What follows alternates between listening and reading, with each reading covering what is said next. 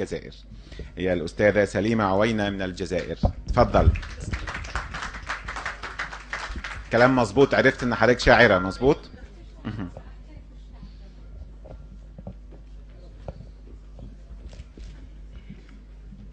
اهلا وسهلا، تفضلي على الاستديو.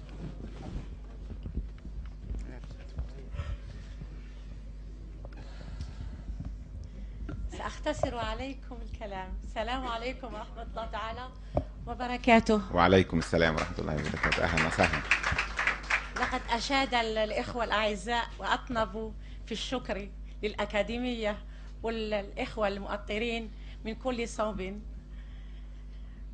أبتدئ يعني في شيئين جيت لأجلهم لهنا. اسمحوا لي على اللهجة المصرية لكثرة احتكاكي بالإخوة المصريين اللي حبهم بزاف. شيئين، أتيت من بلدي لشيئين هما يقول الرسول صلى الله عليه وسلم: يتقارب الزمان ويقبض العلم حتى لم يبقى عالم اتخذ الناس رؤوس جهال فأفتوا بغير علم فضلوا وأضلوا. وقال: من سلك طريقا يبتغي فيه علما سهلت له طريقا إلى الجنة. جئت من بلدي حبا في العلم، الحمد لله، يعني وفرت لنا الأكاديمية كل الحب،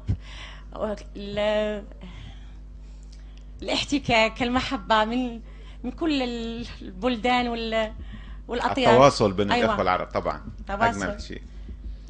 بما أن الدكتورة قالت في المقدمة أنها تعشق مصر حتى النخاع، وهي مصرية حتى النخاع، فأنا جزائرية الله. حتى الموت. الله. وكلنا عرب حتى الموت أيضا. لا نعم. أنا إنسانية مسلمة، وأزف إليكم كلمات أشيد بها بالحب للجزائر، وفي كل واحد يعمل إسقاط من كل أنا علمية إنسانية. تفضلي. جزائر قرة القلب والعيون، أحبك فوق الهوى والظنون وفوق عشق عنترة والمجنون. جميل.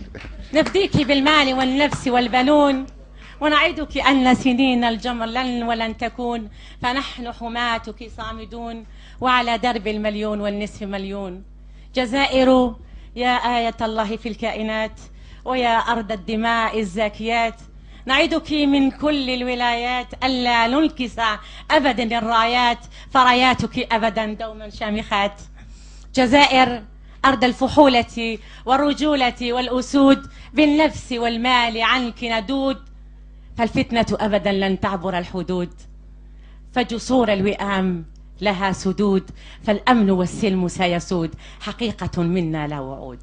شكرا جزيلا الأستاذة سليمة عوينة من الجزائر.